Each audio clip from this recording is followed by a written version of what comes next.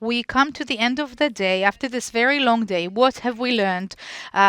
Before concluding, we want to talk about what we have learned and where do we go from here. I would like to now invite Major General Reserve Tamir Hayman, Executive Director of INSS, and Ben Yerushalmi, the Conference Director of INSS.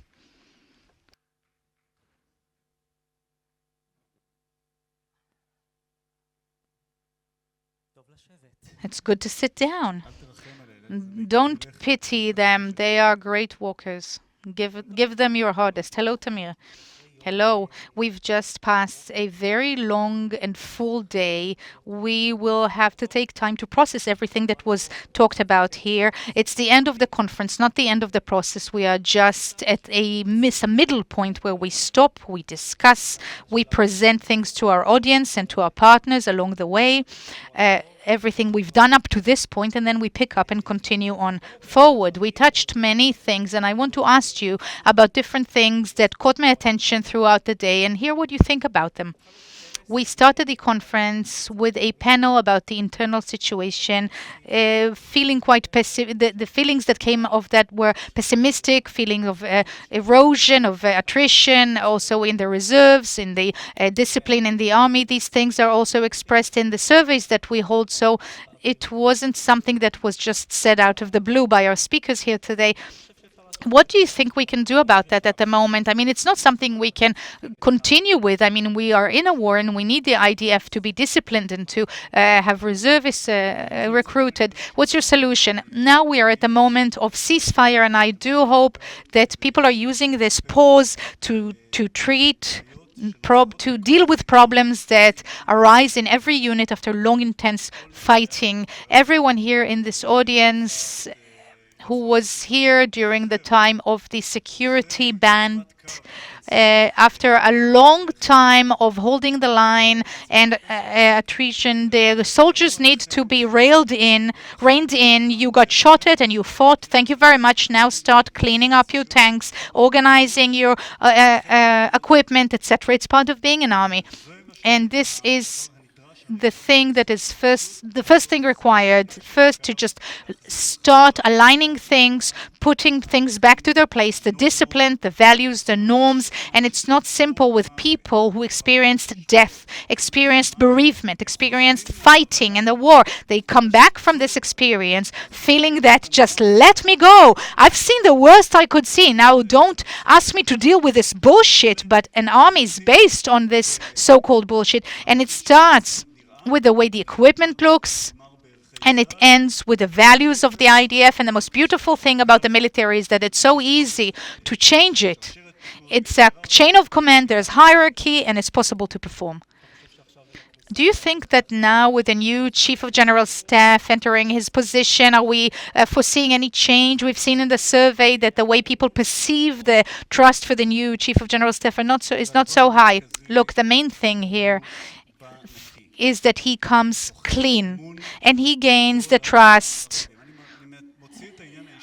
And I'm not thinking about it personally because he's also my friend and I know him. We've served side by side for many years. So I'm going to put this to the side, though I could testify that he's a good man. He's the appropriate man for this job. He's professional, and I'm happy he was chosen. But I am happy for something else he has. He's not stained. He's not burdened by October 7th. He comes liberated to act and make the IDF prepared again for the next challenges. He now needs to take care of all the different aspects, operational aspects, what are the achievements, what are the strategies about force built up. Now we are pouring so much money on the army that it comes to a dangerous point. We should channel this money while understanding the real lessons learned here, and only after learning what the lessons were, apply it. And I'm afraid that many of the researches and analysis performed now and presented now will have to be reperformed, reconducted to make sure that no one was personally involved in a way that made those reports biased. And I think we need an external critical eye to allow him to take it forward. And I want to use the example of Gabi Ashkenazi. Gabi Ashkenazi came Similarly, after the Second Lebanon War, 2006, I don't know if everybody here remembers the sentiment, but the public in Israel, the sentiment was very negative. People felt it was a bad war. But Gabi Ashkenazi had a set of analyses and researches that were performed by champions of the army that were very clean from corruption and gave him a whole database of lessons, practical lessons, what should be done. And then when we had the Brodet committee at the time who put the money in, the money was used according to professional learning. And all of this does not exist now. He needs to do it almost from scratch. I think it's the first thing that he should do because it's quite an opportunity that will not repeat itself. And we have a challenging year ahead of us. Maybe we are going towards the end of the war, but maybe we are going towards reopening the war in Gaza and a battle with Iran, and we don't know. We have no time. So let's talk about both these things, Gaza. Ambassador Shapiro said here a couple of hours ago that maybe this year it will be a year of offense against Iran, as in someone that I know who really loves dealing with Iran. What do you think about that? I Unfortunately, I'm going to repeat a term that I already mentioned in the past in other contexts. This is a year to make decisions because we can't help it. Everything comes together in this year, and during this year, the old nuclear agreement will be expired, and all the European countries will still have the right to apply sanctions in the council, in the Security Council. They would lose their jurisdiction. And I heard the ambassador here, and and I understood that they will not let the expiration date pass just like that. And this is a great opportunity. If they do snap back, it means that immediately sanctions are applied without veto ability from China and Russia, which has a great significance for the regime in Iran. And these decisions need to be made before that date. Secondly, Trump, with all his effect, he's here for 2 years. In the midterm elections that will be held in the States, he will lose his majority in the Congress, and then he will be very much limited. This rampage that could be mobilized to our needs can only serve us for the upcoming 2 years, with the assumption that an attack against Iran requires that we will have an American backing. So also this comes together to this coming year. And third thing is rehabilitating the proxies. This opportunity will not remain with us forever. Hezbollah will recover itself. Iran will find a way to recover Hezbollah.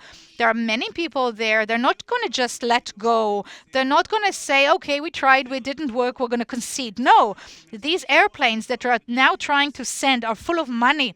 You don't pay someone you're about to abandon. They're still paying people their fees. They're still trying to pay Hezbollah their fees.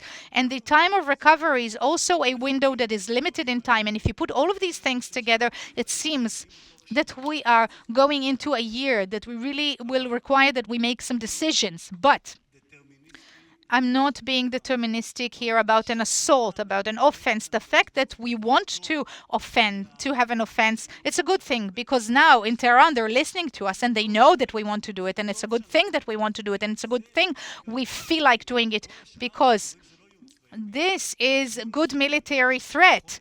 It's reliable and it could push us towards a better nuclear agreement, better than the previous one. And I think that this is where the great effect of Trump is headed, and it also comes under this year. You mentioned Trump. How do you think that his term in the next 2 years, as you said, we think that he will lose the majority? How can this help us to the Israeli policy, to positioning of Israel? Because ultimately he's creating many changes. It's not clear. Looking or gazing to the east, aligning with Russia, talking about buying or purchasing Greenland. We are in an unclear place. We want to be aligned with the United States, but also are aligned with the rest of the West. China and Russia are not waiting for us. How do you see us emerge from all this in a good way?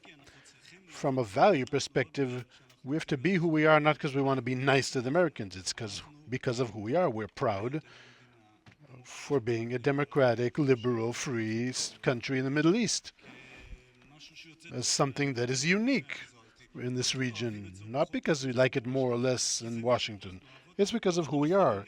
The founding fathers created Israel for us. These are our values. We have to be proud, even if someone doesn't like it. But Tamir, we must say, we just voted now in the UN with the United States against Ukraine, with Russia. What do you want me to say? I'm just telling the audience, not you. I don't know. I don't want to explain it. I don't think I can. Will wear this as a mark of honor for Israeli foreign policy. I think it may be the opposite. What? Yes, there is huge energy here, and it looks like it's breaking loose. It looks like a commander that comes into office, and in the first 100 days, he wants to create all the changes. I suffered from some commanders like this. And this is not how things are done. It looks like he's determined every day to achieve things as if it's his last day in office. And he's shooting in all directions. If on the other side, in Israel, there's a vision, and you know what you want, if we know what the end state is, we know. We want to achieve regional integration, an agreement with Saudi Arabia. We want to bring back all the hostages and create a situation where Hamas is no longer the ruler of Gaza, even if it's a committee of technocrats.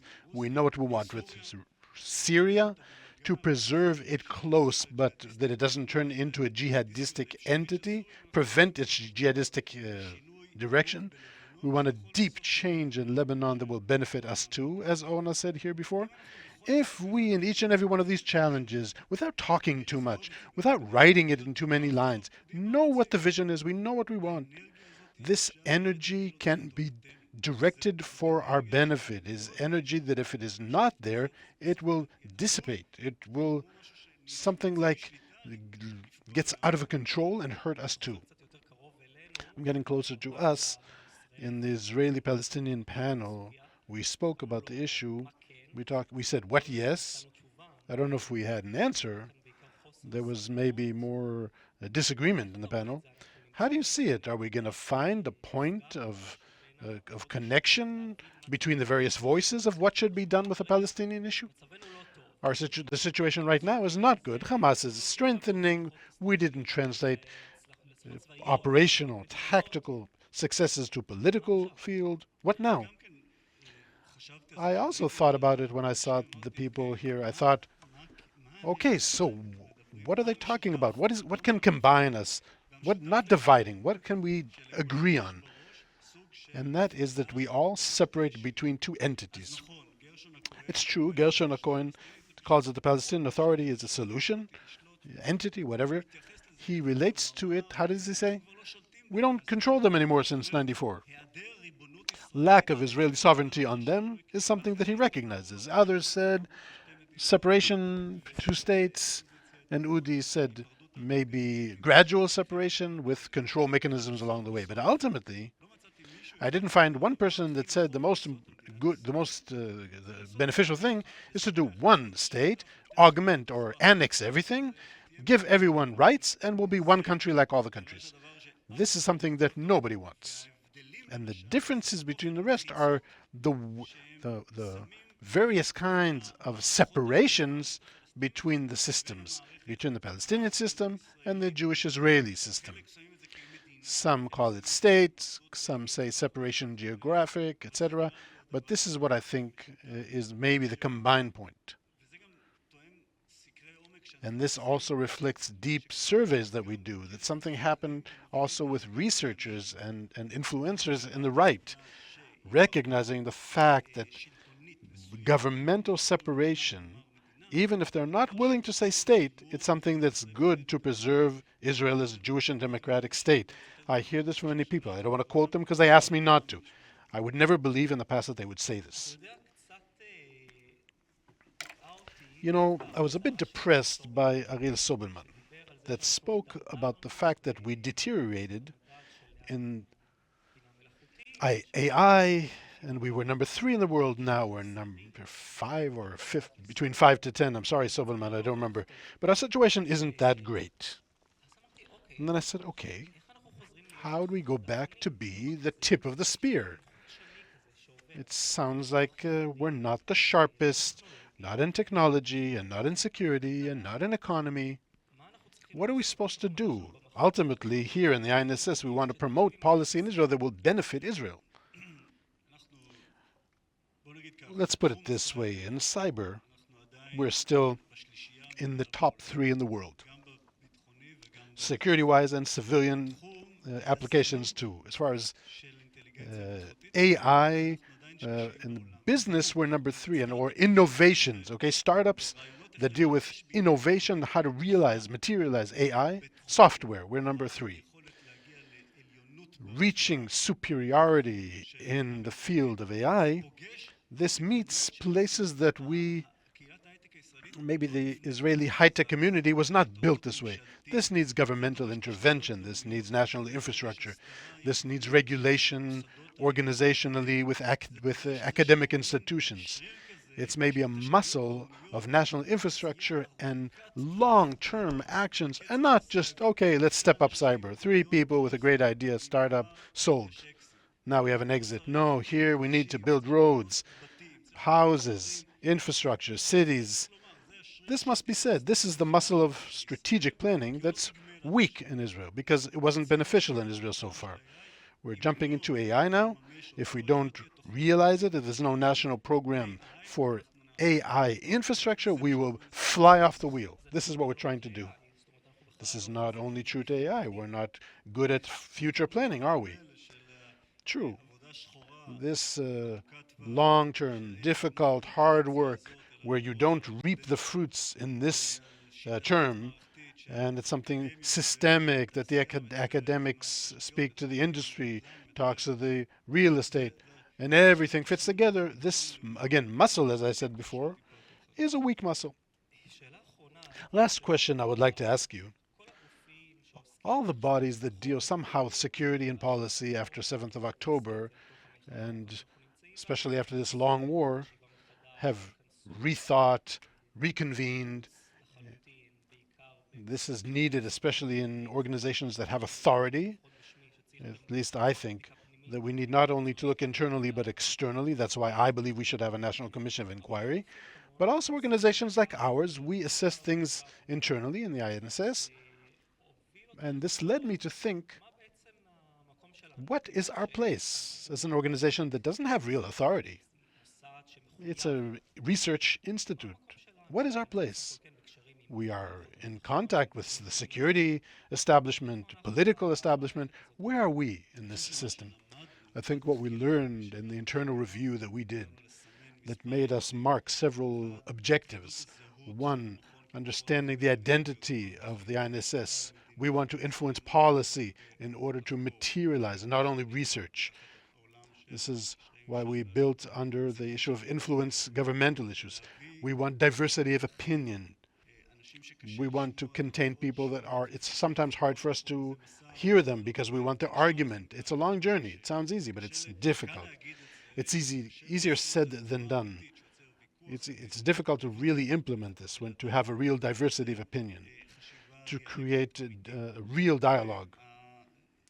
And the right distance from the government, from a place where we, for many years, relied deeply in a way that was too intimate on the intelligence and the abilities of the military, that led us maybe to a mistake that we were mixed in with it.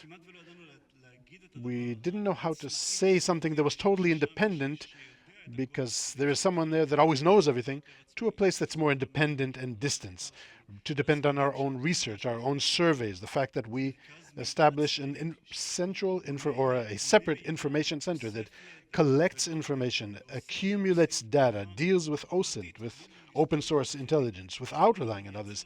This all creates independence on the one hand, and a sense of serving on the other side, that this is our duty and destiny. And this is important for the state.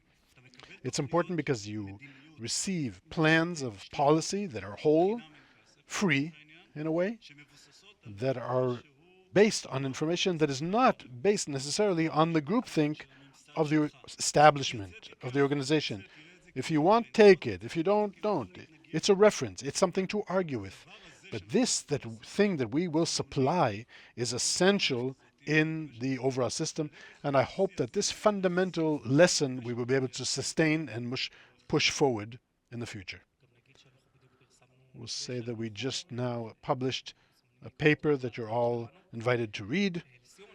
In conclusion, I want to say thank you.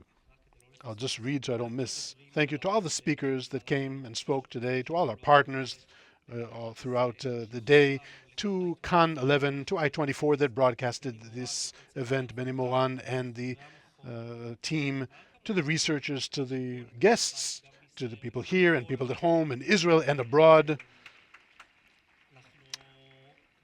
We will wish on behalf of ourselves and the INSS to quiet days and return of all the hostages, return safely of all our soldiers. Thank you, Tamir. Thank you to all who organized. Thank you very much, everyone with us. Thank you very much.